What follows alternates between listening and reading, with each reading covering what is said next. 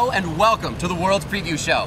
Jad and I are hanging out here next to the iconic Taipei 101 Tower in the crazy busy streets of Taiwan, getting ready to kick off the 2014 World Championship. Yeah, and just 10 minutes down the road is Taiwan's NTU Sports Center, which the first two groups of worlds are going to be playing there on Thursday to fight towards the Summer's Cup. That's right, so with all that action coming your way, don't touch that browser. The World's Preview Show starts right now.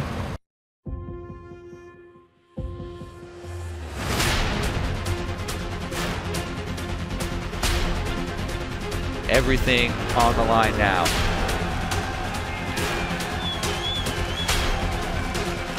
Pressure to go to Worlds.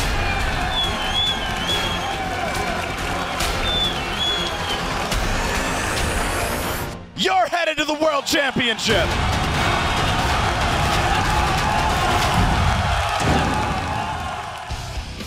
Hello and welcome to the World's Preview Show. I am Trevor Quickshot Henry, joined by David Freak Turley, along with a veritable all-star assembly of experts, starting with Mitch Krepo Forceballs, Yeliang Doublelift Peng, and Christopher MonteCristo Michaels. So straight to business, guys. Today we're going to be taking a look at the first group stage of the 2014 World Championship. Kicks off Thursday in Taipei as teams from groups A and B will compete for a shot in the quarterfinals. Yeah, and just a heads up, be sure to stay tuned through the entire World's Preview Show today because we are very excited to debut a brand new song from Imagine Dragons that was created specifically for Worlds. And you're not going to want to miss the premiere of Riot's incredible new World Championship video, Warriors. Now, I imagine you don't want to be anywhere else. Yeah, well, let's not drag on this introduction because there are 4 weeks of action heading your way as part of the 2014 World Championship. So let's actually take a look at the schedule. Of course, we'll be starting things off in Taipei with groups A and B, and those matches will kick off on September 18th at 5 p.m. local time, which is 11 a.m. Central European Summer Time and 2 a.m. Pacific, or roughly 12 hours from now. So check your watches, guys, and after that first week of games, the World Championship will head to Singapore for the second part of the group stage, where teams from groups C and D will be hitting the Rift beginning September 25th. Now, after that, it's off to Busan, Korea for the quarterfinals, as the 8 teams who survive the group stage will compete in best-of-5s beginning October 3rd. Yeah, then the final 4 teams will make the trip to Seoul, Korea for the semi-finals. There, the 2 best-of-5 matchups will be held on October 11th and 12th at the Olympic Gymnastics Arena. And that all leads up to the 2014 League of Legends World Championship Finals, as the 2 best teams take the stage in the Songam Stadium for a shot of the Summoners Cup and the title of Best Team in the World. The 2014 World Championship will be played on the 4.14 patch with NAR enabled. But since it's been almost a month since us non-pros have played on that patch, we've brought in Black and Ola to help us take a look back at some of the major details with special Worlds version of the TLDR patch notes. Patch notes. TLDR, League of Legends patch 4.14, up in this World's Preview Show. Nar, the missing link, is now available for play. He'll tag you at range and lock you and your team up in 3 years of crowd control when he transforms. Will they rename the World's Finals the Chronicles of Narnia? Only time and maybe Freak will tell. Assassins have seen a rise back to the LCS. Our favorite floating purple rift-walking mage assassin needed to be toned back a bit. It'll take longer for the damage and mana cost of Riftwalk to reset. Oh, Kog'Maw, you're quite possibly the deadliest marksman. I guess it doesn't really matter what your target builds when you can melt it like a hot knife through butter. Name probably knows this best. Riot's lowered his base move speed and lowered the damage on his ultimate. Maokai is the new top lane terror. I'm all about diversity, but the mighty Oak does too much damage and offers too much utility. The base power on Twisted Advance is going down, and his ult has a max up time of 10 seconds per activation. While everyone's trying to get at least a gold to get Victorious Morgana, regular old Morgana's power in the bot lane can't be ignored, and so the base shield on Black Shield and the damage on Soul Shackles are going down. I honestly can't believe some people were saying it was Zyra. Come on! Orianna got her base AD lowered by 6 points. I can only imagine one of the Balance team members going, yeah, that'll show that ball-loving robot. You take that nerf. Just how will Guang or Xpeke ever cope? Anyways, this shouldn't take away much from the most balanced mage in the game. Rengar has a higher cooldown on his ult early level, and the warning indicator range is larger, but it won't stop players like Dandy from clawing your carry's face off. Finally, Zed, because Z's at the end of the alphabet. Now when he uses Death Mark, It'll place Zed behind the target rather than in front, all while getting the ability to move through units, just like true ninjas should. I'm sure this makes Bjergsen, Westor, Dade, and Hai very happy. Everything else in these notes doesn't matter. This is TLDR Patch Notes Worlds 4.14. I'll see you next patch. The chase for the cup begins. Oh baby. Yes! Now that we got the dates locked in and the patch notes covered, it is time to take a look at the teams in Group A. But first, just because Group A simply isn't exciting enough a name for the preview show, it's time to reveal our favorite nicknames that you guys, the fans, have sent to us. Yeah, you guys have sent a lot in, and while most of them were iterations of two teams being good and two teams being less good, with varying degrees of profanity, cruelty, and even intelligence, there were several that actually made us laugh. And I'm looking at you, Thanksgiving group. The one that felt the safest to air for both legal and moral reasons was actually the Davids and Goliaths. And we like that one as well. We want to thank E or something for being the first one to send that in to us. And you know, Trevor, I actually did beat Goliath in that matchup, so of course anything can happen in this group. Monty, actually, you were also quite vocal on Twitter about the name for this group. You called it Resident Sleeper. Want to chime in on why? Yeah, I named all of the groups after Twitch emoticons, and this group, we have two obvious favorites here. It's probably going to be the most boring group, and hey man, he's asleep. Doesn't need to watch. Well, let's take a look at those teams over in Group A, starting with the #1 seed from China's LPL. It is Edward Gaming. Next up is the #2 seed from Korea's The Champions, Samsung White. The next team in this group is the #2 team from the GPL, AHQ Esports Club. And the final team is going to be one of the international wildcard teams, Turkey's Dark Passage. Well, let's actually take a closer look at those teams, starting with Turkey's Dark Passage. Dark Passage has been the most dominant team in Turkey for the last 2 straight years. They won the winter, spring, and summer seasons, as well as the Turkish Grand Finals in 2013 and 2014.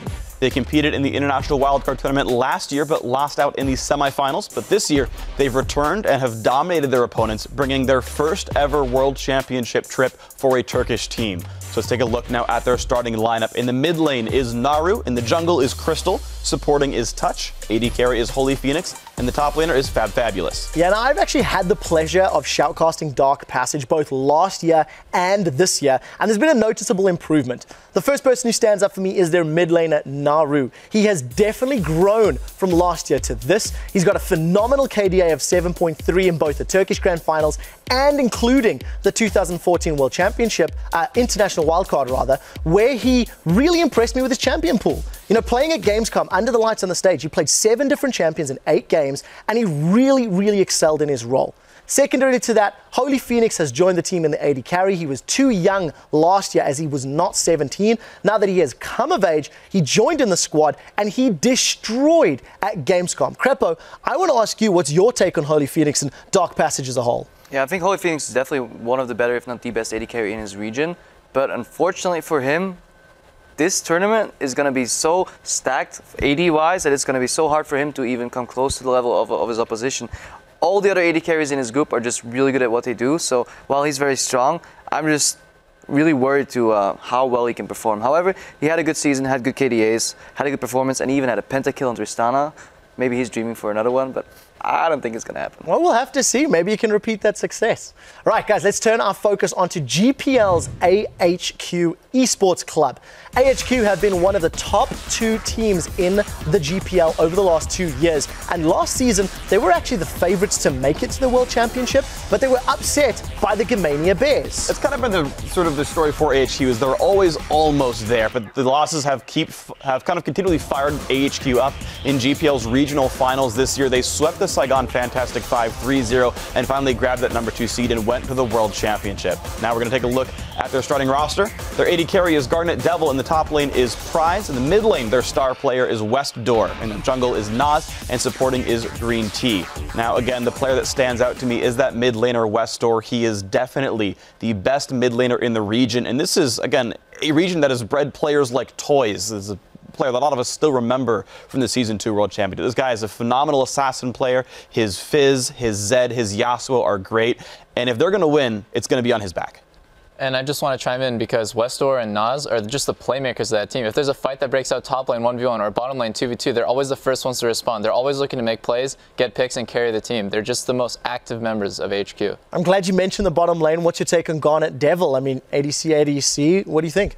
Yeah, so when I watch him, I would compare him to the likes of Cop. He's very consistent. His positioning is good. He's not a playmaking like AD carry per se, but he's very focused on just positioning, hyper carry, get to late game, and just do his job. He's not standout in any way, but he definitely is the top AD carry in his region, in my opinion. Well, 12-0 on Jinx. He definitely makes it to the late game, that's for sure.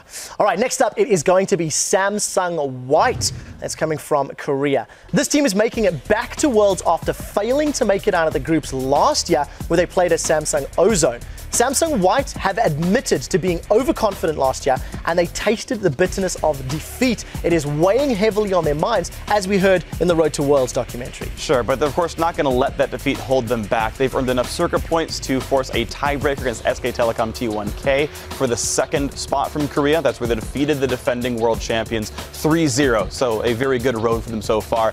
And we're going to take a look now at their starting players. In the jungle is Dandy, one of the best junglers in the world. AD carry is Imp, supporting is Mata. In the mid laner is Pawn, and the top laner is Looper. Now, the only difference for this squad from the last year's sort of failed squad at Worlds is a swap in the mid lane. Pawn is now playing in place of Dade, and I think it's for the better. Yeah, I think so. Dade struggled last year. I'm looking forward to seeing Pawn play. But truthfully, we have to ask the conductor for his opinion on Samsung White. Talk to me about some of the players, Monty. Well, you know, for Samsung White, I'm a big fan. I'm a big fan of the Samsung organization, and either team is going to probably win this World Championship. But if I had to bet on one, I'd bet on White. And the reason is, even though, you know, they haven't kind of had that seminal performance where they actually beat Blue in a best-of-5, I think the time is now. And Dandy's going to be right up there with it. Dandy, I think, is the best jungler in the world right now, and he is head and shoulders above pretty much any other jungler in this tournament. It's his jungle pathing, his control of vision with Mata, his ability to play Rengar even after the nerfs makes him very, very dangerous on certain assassin champions. And he's a playmaker. You know, he can go in there, he can lead his team in. And this guy is just extraordinary. We call him the Prince of Thieves. He always steals objectives. Really well-rounded player. I want to know your thoughts on Imp. I'm personally excited to see him play. What's your take? Imp's a very good player. A lot of the time, what Samsung White will do is play pick compositions. Imp will typically play a champion like Twitch in that situation. He's one of the first in, usually. He's not like Name, another AD carry in this group who's more positional. He's there in the front line. The best thing about Imp, though, that he has the privilege to play with Mata, and that makes their bot lane just even better. That's arguably the best support, if not one of the best supports in the world. I'm just looking forward to see them play. And finally, let's check out China's Edward Gaming. Just half a year ago, this team has gone from not existing at all to being one of the best squads in the world. They were assembled by combining the top players from teams like World Elite and Positive Energy and molding them into this unstoppable powerhouse. And a powerhouse they are. They stormed through the spring and summer playoffs both, taking first place the entire year. They also only lost a single game the entire route through the summer playoffs. And so with 2 first-place finishes and then winning the Chinese regionals, they are the #1 Chinese seed for Worlds. Let's take a look now at their starting lineup. Their AD carry, their star player is Name, formerly known as Devil if you think about him from a while back. Their top laner is Koro1. Their jungler is Clearlove. Their mid laner is Unstoppable. In this tournament, he'll be known as just the letter U. And their support player is FZZF. Well, now, Doublelift, I know that you keep in touch with the Chinese scene and Chinese AD carries in particular. So what's your opinion on Name? I mean, this guy's just amazing. He's definitely my pick for just someone to watch in Group A. I mean, he's 3-time champion.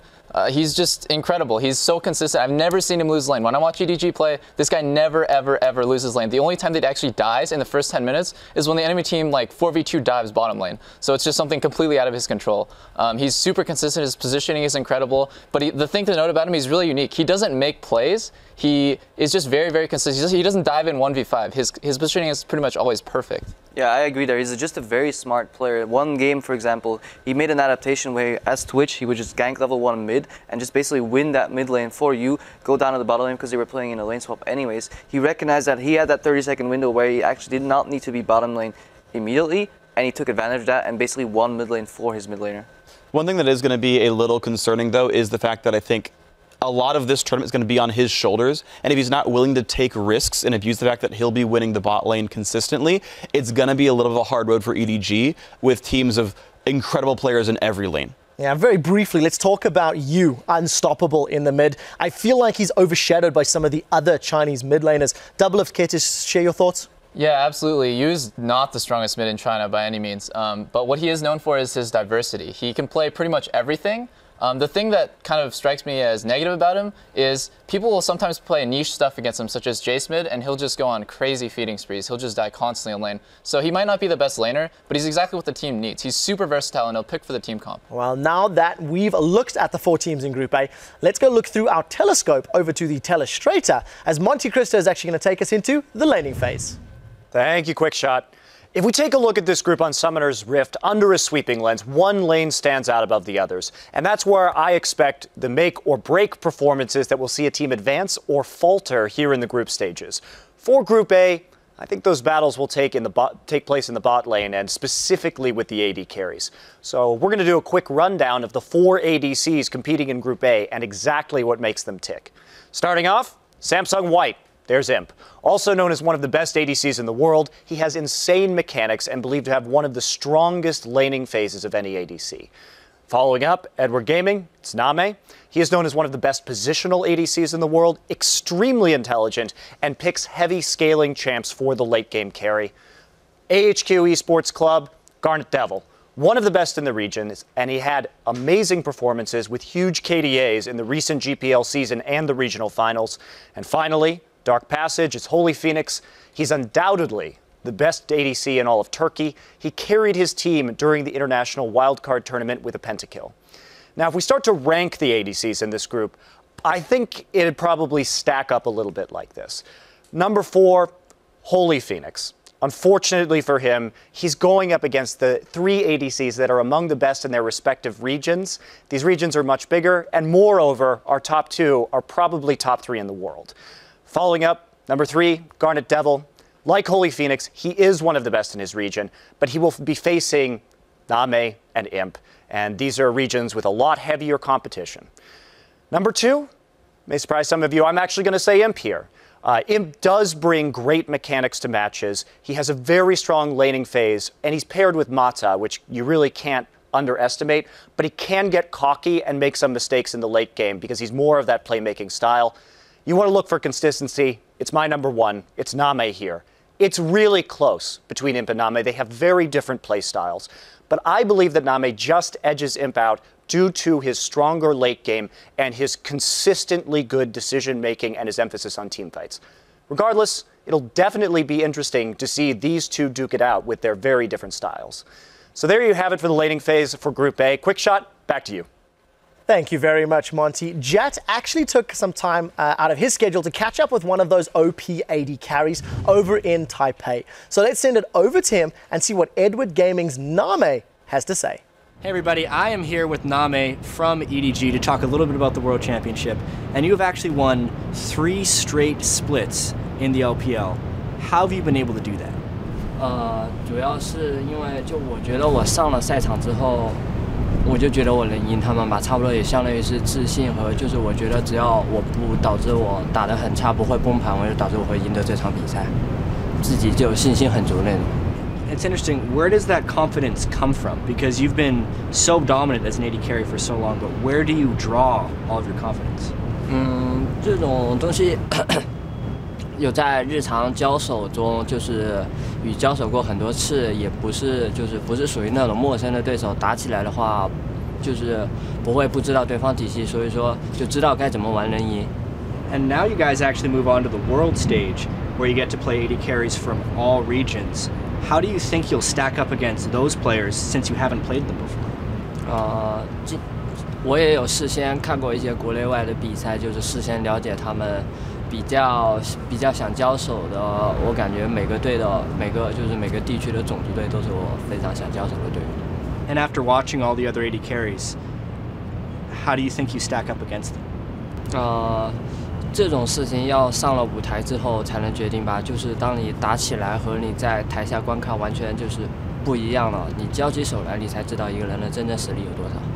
And of all the AD carries you've watched, who are you most looking forward to playing against, or who do you want to face the most? 应该是韩国的imp。 Why imp?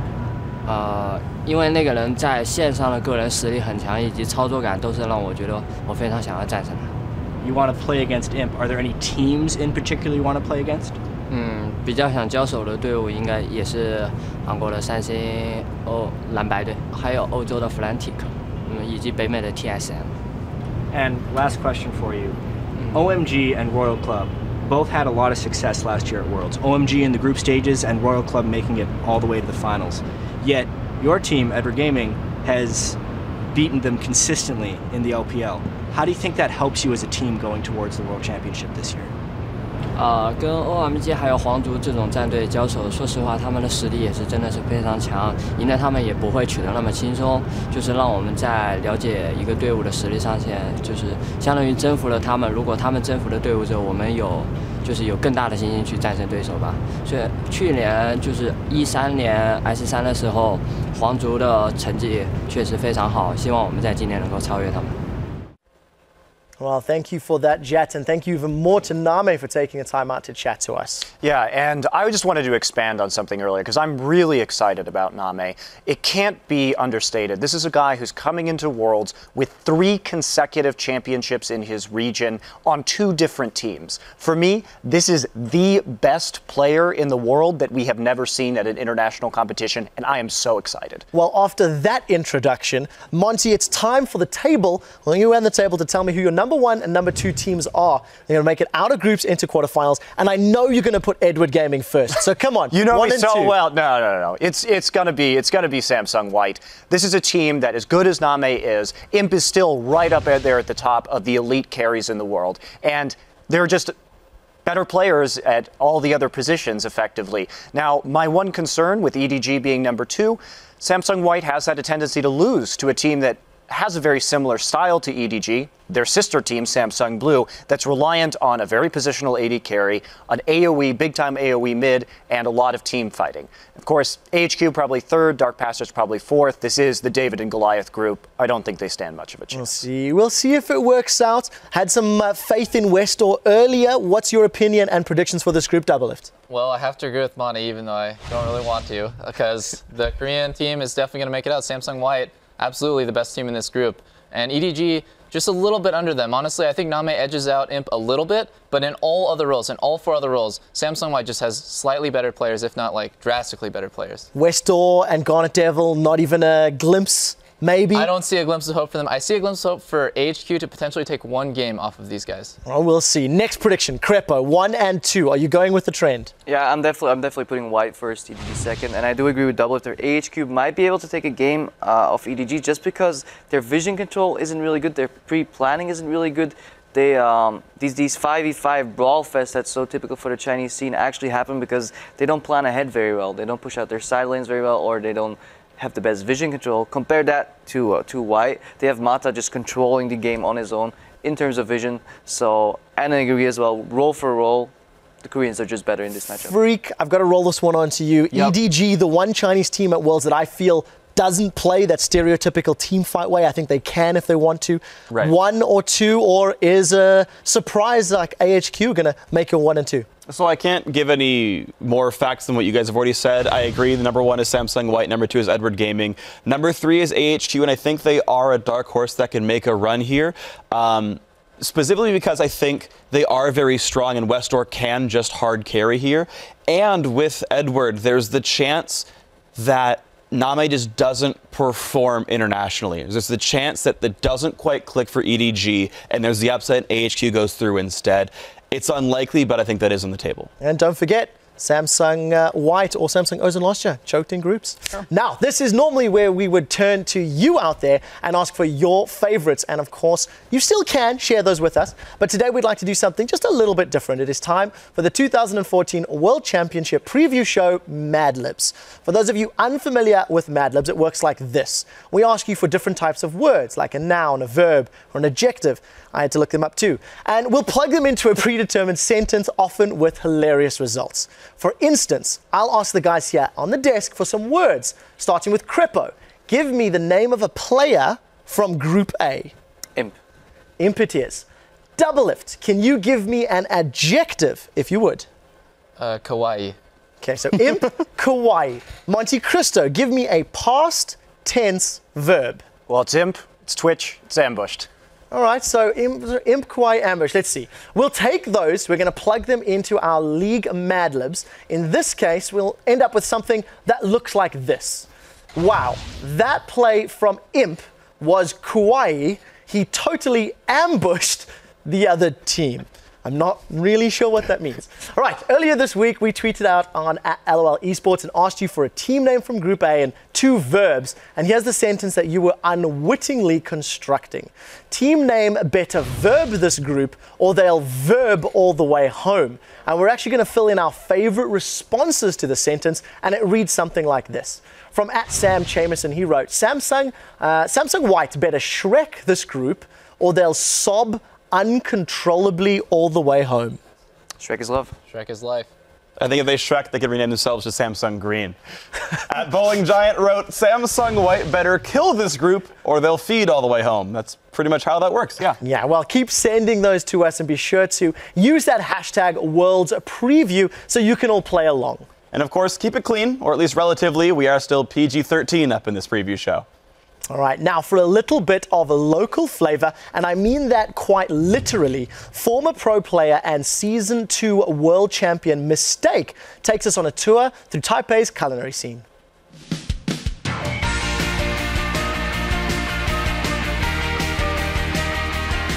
很多人对于台湾的第一印象就是有很多美味的小吃。今天我来到台北宁夏夜市，要为大家介绍当地的夜市文化，以及要让大家看看夜市里面到底有什么美味的好吃。走，跟着我们一起去看。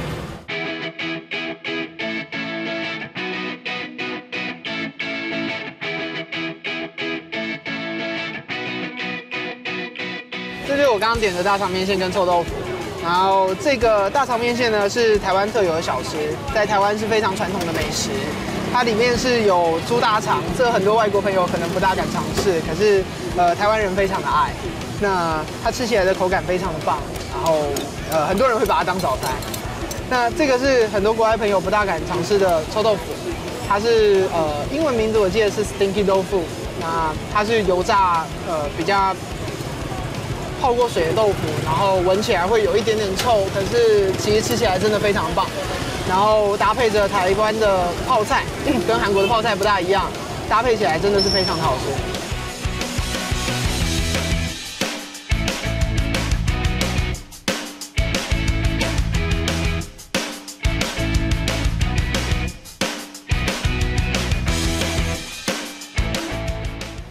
我们接着是要来吃蚵仔煎，蚵仔煎是只有台湾才有的在地美食，然后它是用蚵仔配上蛋，然后以及青菜，搭配一些芡水，然后煎成双面金黄酥脆，然后很多外国朋友都一定会来尝试看看。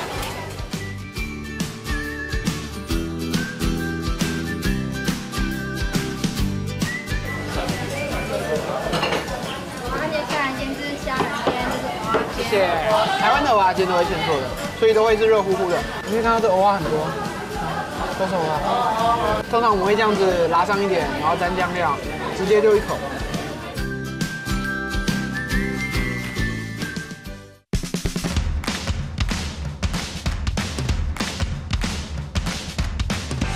这是我刚刚买的猪血糕，然后它是台湾在地的小吃，虽然颜色看起来有点恐怖啊。 听朋友讲说，它吃起来的味道像，吃起来的口感像 cheese 蛋糕，只是里面是糯米跟猪血。其实我也没有吃过啊，所以我在这边就要先上第一次了。我来尝试看看。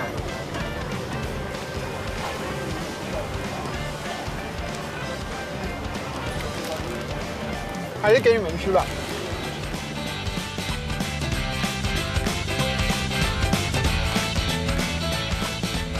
盐酥鸡也是台湾非常有名的美食，然后呢，它是使用很多新鲜的食材，然后去油炸，配上九层塔，然后可能再配上一些辣椒以及蒜头。其实它跟美国的炸鸡很像，然后只是会炸了各种不同的材料。台湾人通常会配啤酒啊、饮料来吃。讲着讲着我就渴了，我们一起去找点喝的吧。欢迎光临。我要一杯波霸奶茶。好，波霸奶茶，大杯的吗？大杯。好，冰块甜度要不要调整？半糖少冰。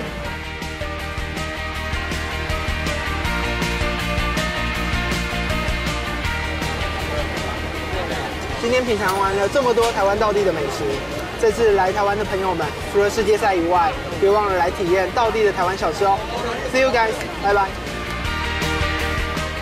Well, now I'm both hungry and jealous. Everybody enjoying themselves out in Taipei.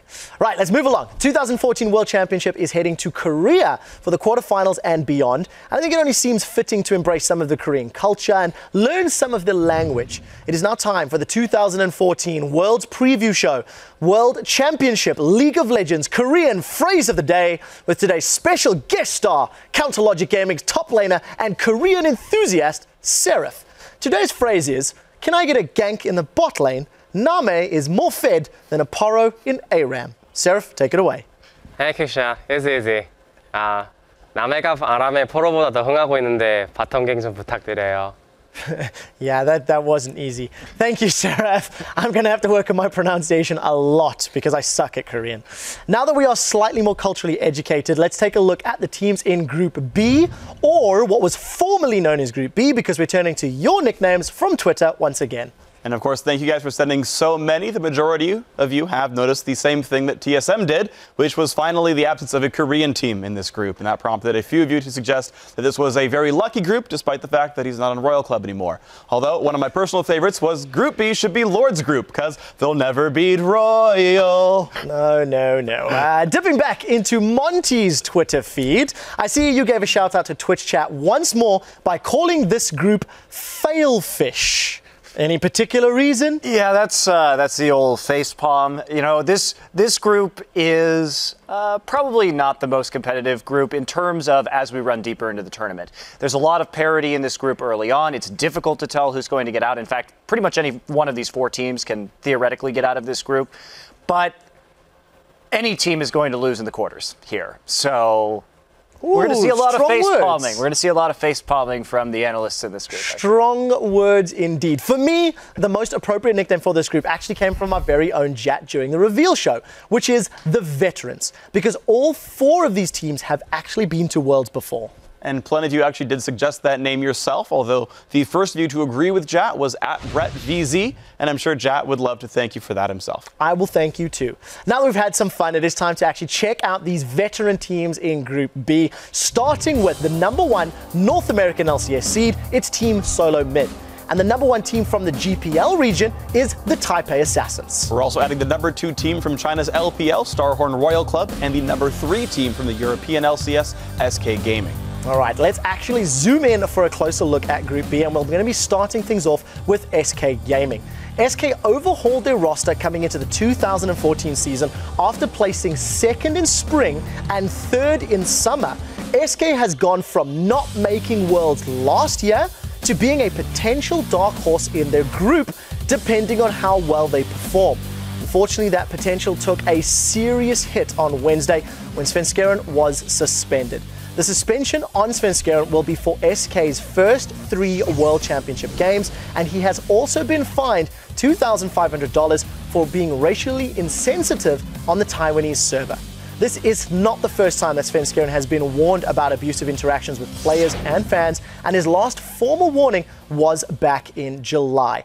SK Gaming's substitute for the first 3 games is going to be Gilius, and the last time we saw him was when he was playing for the Unicorns of Love, the challenger team that recently defeated Millennium in the spring promotion tournament, and it's somebody that you've commented on and spectated for many months this year. Yeah, so Gilius is a pretty good player, certainly. The difficulty, though, is that his style is very different from Svenskeren's.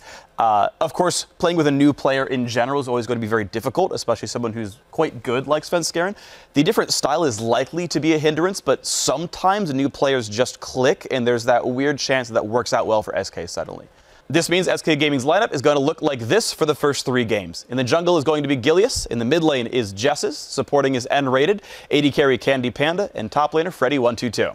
All right, Monty, coming into today's show, you actually had SK Gaming as one of your favorites to make it out into the quarterfinals. How much has Svenskeren's actions affected his team's chances, in your opinion? Quite a lot. in fact. I mean, they're not coming in with a lot of scrim time or any at all potentially with Gilius. And it's unfortunate because if we look at this team and the European playoffs, I think this was a very strong team. They really gave Alliance a run for their money in a way that nobody else did during those playoffs. And for me, they were really the second best team coming out of Europe, even though they couldn't take the second seed due to being paired with Alliance in the semifinals. So I think they're quite good. I was excited to watch them. Now I think they are probably going to take last in the group. Yeah, I felt the same. Krepo, can I just get you to comment on SK losing Sven Skjeren? These are players that you've known for a long period of time. How much does it mess with your gel to lose that man? I mean, we have had to switch players throughout this season, and it's definitely really hard to just get that vibe, get the same people on the same page immediately, and then in such a big event for Gilius, who started in Challenger scene, made it into LCS, hasn't played it, and immediately has to go to Worlds. That's going to be a tough blow. However, whenever I tuned into the Challenger scene, I always liked what he was doing. He was an active player, had a good sense of understanding of the game, and he had good mechanics. So I hope he performs. Well, we'll see if it does. Definitely for SK's chances. All right, up next, it is the GPL's Taipei Assassins. The Taipei Assassins won the Season 2 World Championship, surprising everyone with a phenomenal performance. This surprise was actually equaled by TPA's inability to qualify for Worlds last year. Over the last 2 years, TPA has struggled to find a consistently strong roster, but they do seem to have found a recipe for success in their current 6-man squad. They blasted through the winter, spring, and summer splits of the GPL, earning the #1 seed from their region. And we actually saw this team play at the Paris All-Star Invitational back in May. But when they played there, Wins had just joined the roster as their junglers so a couple of weeks ago. So these teams, or this team specifically, has gotten a lot better since then. And it's something we're going to actually watch how well Wins actually synergizes with that roster. Let's check out the starting lineup. In the top lane is Achi. In the mid lane is Morning, or maybe Chawi if they sub him out. Supporting is Jay. AD carry is BB, and jungle is Wins. Yeah, and just to expand on that mid lane point, both Chawi and Morning have played in their regular season, so it is a strategy this team may employ. I want to ask more about Wins, and I want to ask Monty your opinion because I know you know him quite well. Yeah, he's a veteran, so he's got a lot of experience on the world stage from last year. Well, not a lot, a little bit. He did only play one best of 3, but he looked good, and he's only developed since then. And he always occupies a space kind of in the middle of the challenger ladder in Korea. He's known for his Lee Sin play. And moreover, he's now getting coached. Another thing that we really need to talk about is that one of the former coaches from the Najin organization in Korea has moved over to the Taipei Assassins. And we've seen them improve dramatically under his tutelage. And man, they look good in the GPL finals. Clean sweep. Yeah, they definitely are looking good. I keep talking about AD carries, and every time I do, it's Doublelift I throw them to. BB, AD carry, go. Well, CLG did a boot camp in Korea, and I had the pleasure of practicing against BB and Jay. And I can tell you from first-hand experience that I would be very surprised if he had a good time in lane in this group. Honestly, he's not a very strong player in lane. He's more of a hyper carry. He loves to farm. He loves to do the double lift and split push solo on AD carries until he's strong enough for team fight. But really, his laning phase to me seemed incredibly weak. So that's just something to look out for. I sincerely hope he's learned from the double lift and not going to make the same mistakes. Right, let's move on. The next team in Group B is China's Starhorn Royal Club. Many of you will remember Royal Club as a team who made it to the final match in Worlds last year before being beaten by SK Telecom T1K. This, however, is almost an entirely different team. It really is. The new players are going to include 2 Korean former stars, including jungler Insec. And this is a new lineup that has actually looked pretty good. They took 2nd place in the LPL regional final to qualify for that return trip to Worlds. Let's take a look at the total starting lineup here. In the jungle is Insec. The AD carry is UZI, that's what we're calling him here. The support is going to be Zero. The mid lane is Korn, and the top laner is Cola. Yeah, it's very strong lineup. Many players remember Uzi from last year. He has stated quite clearly it's UZI. And AD carry, it's Doublelift. I'm going to ask Chinese AD carry, UZI. What do you think? So he blew everyone's minds last year at Worlds. I mean, he made these ridiculous plays. His mechanics were spot on, but his biggest weakness in the LPL has been his inconsistency. This guy is not afraid to jump in 1v5, and sometimes it works out, and he escapes with 10% HP in situations where other AD carries would have just died. But he is a big risk taker, and that's a good and a bad thing for his team. Yeah, I mean, I look at UZI and I see that playmaking possibility, and In a way, his style perfectly works with Insec, their jungler, because these are both guys that are action first, think later, right? And that's why Insec, he fell off in Korea. His mechanics are still great. He's very aggressive, but he overextends. He gets ahead of his team. But when he's with another player who does that as well, it almost works because they can force so many skirmishes around the map that they often catch teams off guard. And this is a team I actually have my eye on a lot as well because they could just be so darn good. The problem is getting everyone onto the same page. They have to play in English together, which is none of the players' main language, right? Like, if this team could learn to play as a unit of 5, they would be ludicrously incredible. Yeah, there's one thing that's interesting, though. If you contrast them to OMG, they are both very aggressive, both in your face, when you see which one can learn the most between their regional qualifiers and now the world stage. Now, with that, it brings us to the final team in the group, North America's Team Solo Mid. TSM had a dramatic finish to the summer playoffs, beating their rivals Cloud9 for the first time ever to take the #1 North American seed back. And they are certainly no strangers to the world stage. This marks their 4th appearance at the World Championship, and this time, more than ever, TSM actually has the ability to do well. Yeah, I think this is the best roster TSM have actually ever put together now. The individual skill level is really high on this group of 5. So they kind of brought in new players at the beginning of the year. They've expanded that support staff as well with Coach Loco Doko. And for the first time in a year and a half, they're, as you said, back to being the #1 team in North America. So this is a roster that could go far here. Let's check out the starting roster, though. On the jungle is Amazing. In the top lane is Dyrus. In the mid lane is Bjergsen. At AD carry is Wild Turtle. And supporting is Lustboy. Yeah, now both Krepo, you and Doublelift have played against this team all season long. Krepo, I want to ask your opinion in the support role on Lustboy. He seems to have transformed that duo lane with Wild Turtle. I just think Lustboy is a really solid player. I think his laning is not his strong point, but he's solid enough to go toe-to-toe with a lot of other people. But I just like what he brings in terms of vision control. He's very calm. He rarely gets caught out and just is a very methodical player. When you watch TSM play and when they rotate around the map, Lustboy will often be leading the charge. I don't know if he's calling them, but he definitely knows first where to go, and he just does that immediately. No hesitation, and just a super solid player. Yeah, it definitely seems to be performing well. Doublelift, anything to add on the rest of the squad? Maybe looking at Bjergsen as really their all-star player at the moment. Yeah, I think when a point of contention when you're watching a game is something to talk about is when somebody goes even against Bjergsen. That's something that's interesting about the game. That is a big problem because Bjergsen is just a monster. He's unrivaled in North America. This guy almost always solo kills his lane, if not just consistently pressures them. And the thing to note about Bjergsen is he will break the opponent mid laner. There will be times early in the series, or maybe the first game he's up against someone, he goes even. Then as it goes further and further across the tournament, he just essentially destroys them, picks them apart. I definitely agree that Bjergsen is a very strong individual player. I still have to call into question TSM's shot calling a little bit, just because I know it's not a role Bjergsen really loves, but it's the one he's kind of been forced to embrace a little bit.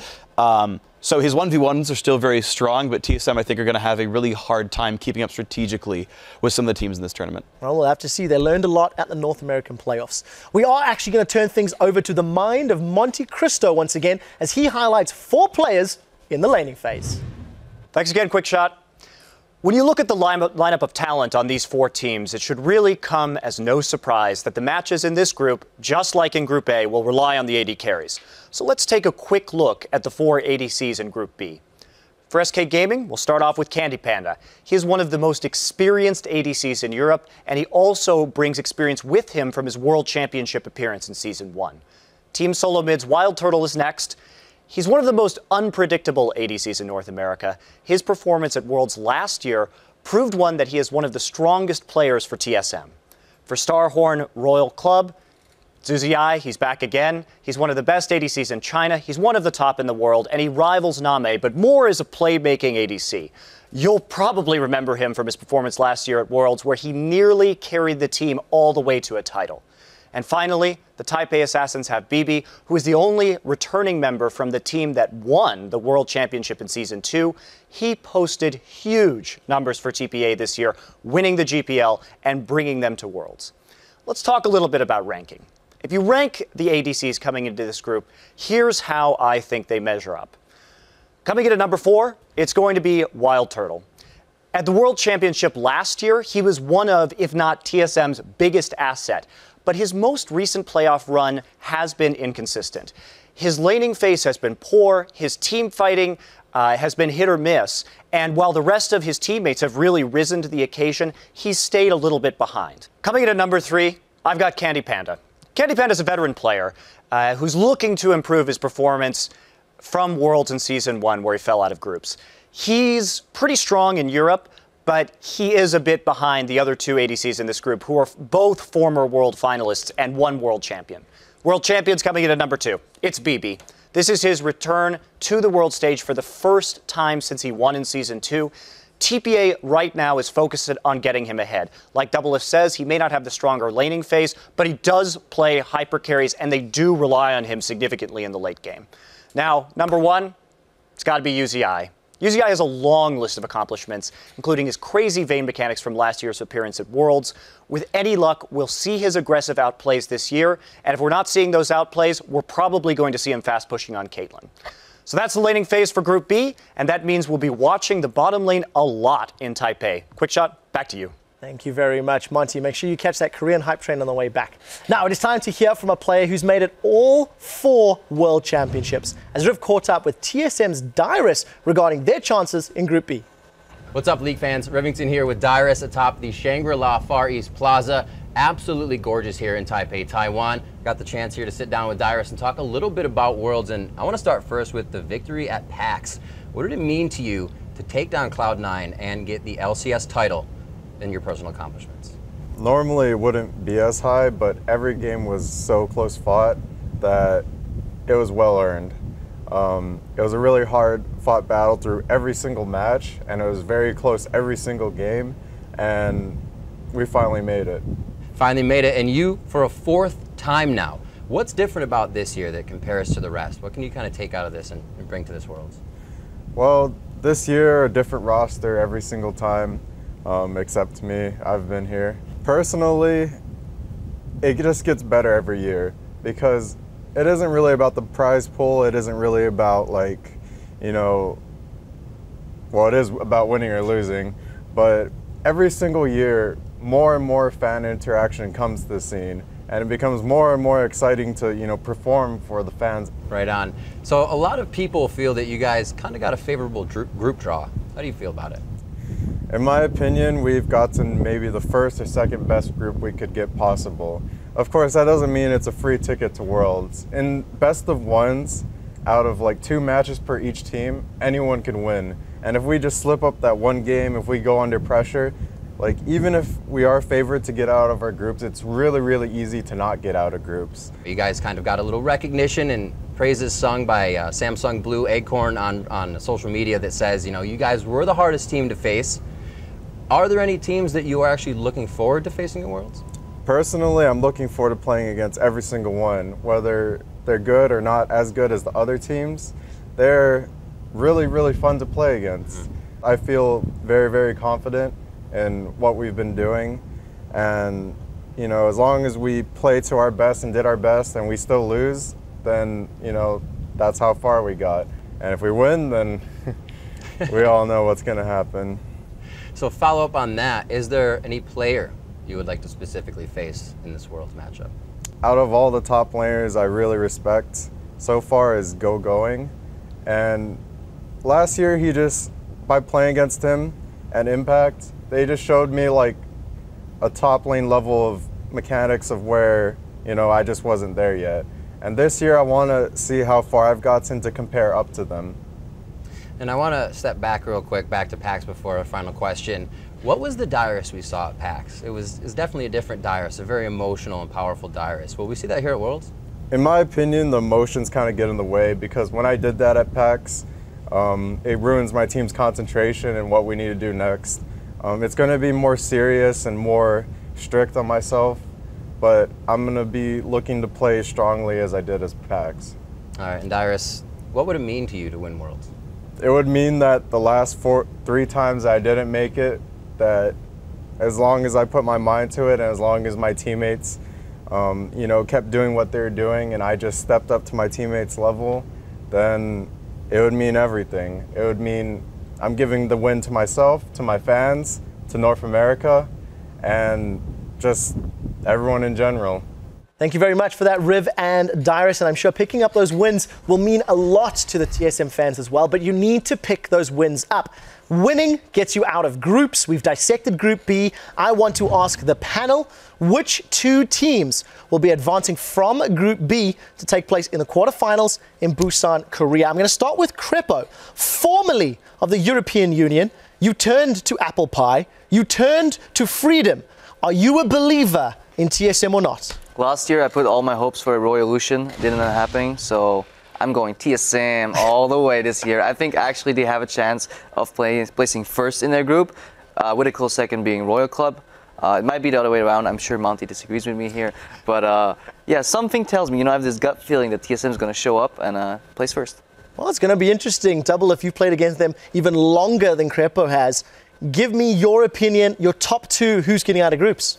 Definitely Starhorn Royal Club as the first. They're just the strongest team in the group to me.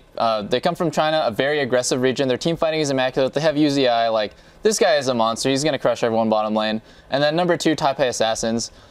Even though this group doesn't have a Korean team, to me, they're like the honorary Koreans because they scrim constantly against Korean teams. They play in the fastest region with the lowest game time. That means these guys are super objective focused and it'll catch everyone off guard. Just don't underestimate TPA. In my opinion, they're going to make it out of the groups. So no faith at all in TSM. You don't think that they're going to show up and, take them out? It's close between TPA and TSM, but I have to say, TPA's playstyle, to me, inherently counters TSM's. A CLG member suddenly not believing in TSM?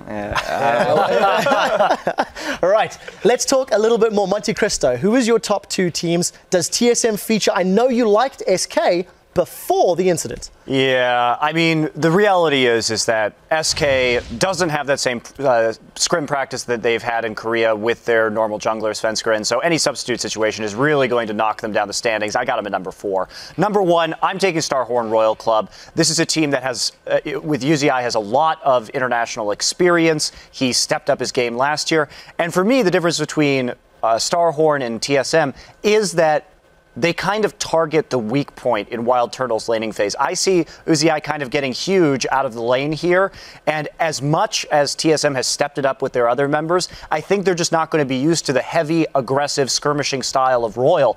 There aren't that many teams that play like they do, and I think they'll have an edge. Yeah, between the rest of the table, TSM, TPA, Royal Club, is there any differences on your side? Which two are getting out? No, for me, number 1, definitely Starhorn Royal Club. UZI is basically just going to have a farm lane, both of minions and champions down there. It's going to be, honestly, I feel pretty free for him, and he can carry his team to victory almost single-handedly here. The number 2 team for me, though, is Team Solomid. I think they're actually quite strong individually across the board, which is good for them. Taipei Assassins, to me, could finish somewhere between first and third. Like, maybe they could upset the entire group. The problem is their region is so shallow. It's like they have HQ and then a bunch of like CLGs. Like, most of the teams that they face are not really big tests. And so you say like they have these really fast game times, but like that doesn't necessarily mean anything for TPA here. So I don't know how strong they necessarily are. But maybe they're actually incredible and maybe they finish number 1. But to me, it's SHRC number 1, TSM number 2, TPA number 3. All right, well, first off, I'm going to get you back for that at some point. And second of all, I'm going to counter your argument by saying TPA has been scrimming Korean teams for a whole year. North American teams can only dream of going to Korea and kind of boot camping for a couple weeks, but these guys practice against Koreans all year. Yeah, but we saw how well Korean scrims turned out, right? Yeah, definitely worked out. Well, we need to. We can't expect anything from the other Korean boot camps, can we, right before Worlds? Let's move this one along. And even though we have the president of Puntown with us, we're going to turn to you for a bit of wacky wordplay. It's time once more for the 2014 World Championship preview show, Mad Libs. By now you know the drill. This is where we take your submissions on Twitter, drop them into a sentence that none of you guys have seen, and hopefully we end up with something funny. That's how I do puns. Remember that earlier we revealed the sentence to you guys? This team name better verb this group or they will verb all the way home, and these were our favorite responses for Group B. At Fictitious Panda tweeted TSM better hop this group or they'll flop all the way home. Yeah, a few of our analysts said they could do that. Our second one also comes from a TSM fan and says from @Coco5 says TSM better eat this group or they'll sleep all the way home. That is how you get fed. It's true, although the weird thing is if you eat, you tend to get sleepy afterwards, so I don't know, we're going to have to see. But I'm, of course, starting to see a trend here because our next tweet is also about TSM. At DJ Grizzy wrote, TSM better one-erd this group or they'll be capping all the way home. Definitely not words. Now, just because your answer didn't make air this time, don't worry, we will be playing again next week with a brand new sentence. It's going to be great. So be sure to follow at LOL Esports on Twitter and keep your eye out for the next round of World Championship Mad Libs. Yeah, and with the very first stage of Worlds kicking off soon, let's take a look at the schedule. There are 24 games heading your way as Groups A and B compete in Taiwan, beginning with a showdown between Edward Gaming and Samsung White. And we'll end the first day with Starhorn Royal Club taking on Team Solo Mid. It's going to be some great games, but Friday's matches will also come the day after with TPA versus SK Gaming at the beginning, and they're going to end with Edward Gaming going up against AHQ Esports Club. Yeah, day 3 will see TPA taking on TSM, and our analyst predicted that one of those two teams will join Royal Club in the quarterfinals. This might be the match that determines it. It'll be great, and of course that same match that began the Taipei group stage will end it as Samsung White faces Edward Gaming once again. And remember, those matches all start at 5 p.m. local time, which is 11 a.m. Central European Summer Time and 2 a.m. Pacific. So we have seen the schedule, we have talked about the teams. I very quickly want to go down the line and find out which head-to-head matchup are you most excited for in this stage and why. Taipei Assassins versus Team Solo Mid. I think the winner is going to the quarterfinals, and that's pretty darn important. Yeah, big game. Team Solo Mid against Royal Club. I'm either going to look really smart or really stupid. And I hope it's the former. For me, it's EDG versus Samsung White. It's the best team in China versus potentially the best team in Korea, and it's just the battle of the two Goliaths. Yeah, I got to agree with Peter here. I got to take EDG versus White as well. I think if any team has a legitimate shot at dethroning the Koreans in this tournament, it's EDG, and it begins now. All right, well, we're nearly ready to close things out, but we can't leave without hearing from Riv and Jet once more. Thanks, Trevor. And this is the venue, the National Taiwan University Sports Center, where 8 of the best teams from around the world will be competing to get out of the group stages on Thursday. And as you can see, there's still plenty going on here. Riv and I actually have to head inside for rehearsal because the World Championship starts in about 12 hours. That's right, lots to do, so take care, guys. We'll see you on Thursday. Let's go. Thank you guys very much. We will see you for day 1 of the 2014 World Championship, which kicks off in roughly 12 hours. So unless people are watching the special encore presentation of this show, in which case we're about 5 minutes away from the first game. So one of the two. Yeah, well, whether you are watching during our initial airing or the second presentation, that about does it for the Group Stage 1 Worlds Preview Show. But before we go, we are very excited to debut the brand new 2014 World Championship Anthem. It's a collaboration between Riot's music team and Imagine Dragons. Our preview show's last hit will now be your first hit of Worlds, and here it is, the premiere of Warriors.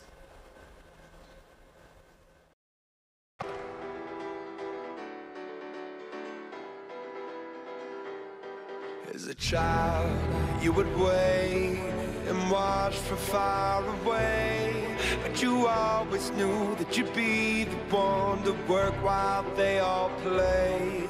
And you'd lay awake at night and scheme of all the things that you would change, but it was just a dream.